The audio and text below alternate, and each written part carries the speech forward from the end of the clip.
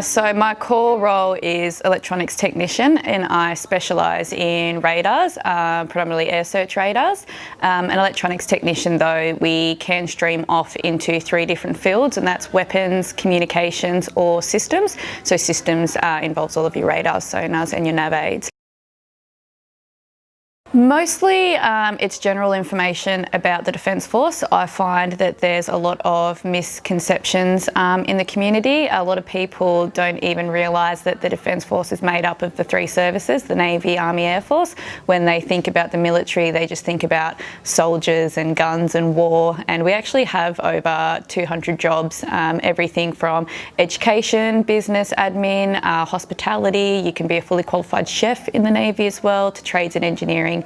So it's mostly general information to give them an idea of what opportunities are available in Defence Force, the different entry avenues. So we have our own university as well that they can attend.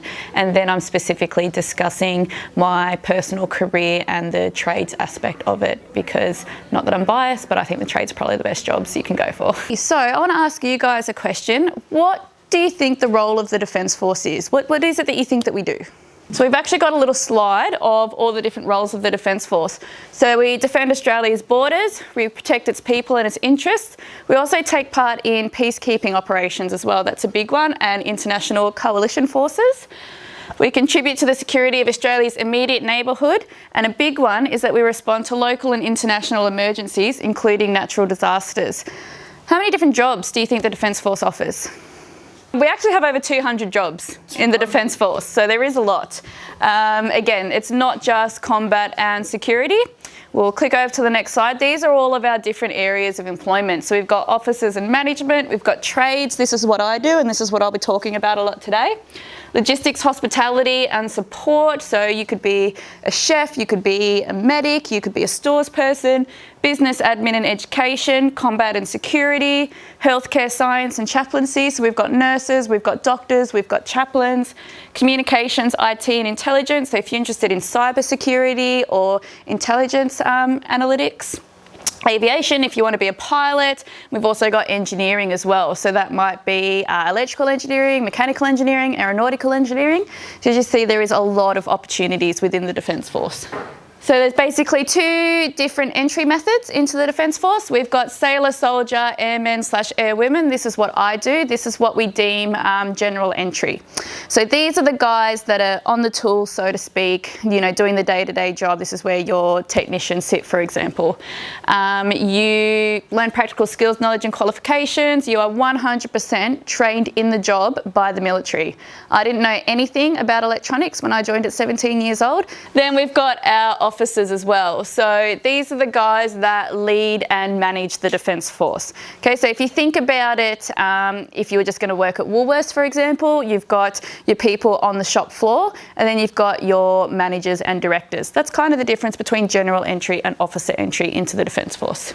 Okay, so there's different methods to become an officer in the Defence Force, and I'll touch on these briefly. The main one I want to chat to you guys about is the Australian Defence Force Academy, or ADFA, because we love acronyms in the military. ADFA is the military's university. It's a campus of University New South Wales, so it's a real university. You get a civilian accredited degree, but the biggest attraction piece for us is you don't pay for your degree. We actually pay it for you, and we also pay you a salary while you're attending university. Okay, so you'll be paid to be a uni student and you'll get your degree for free. You also get a guaranteed job on completion.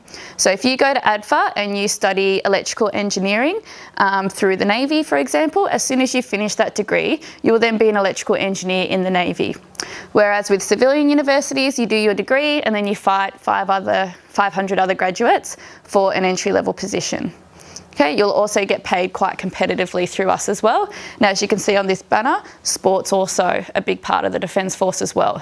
You don't necessarily have to go to university to be an officer in the Defence Force. It's a pretty good opportunity because we're going to pay for your degree, but that might not interest you. We have what's called direct entry officer.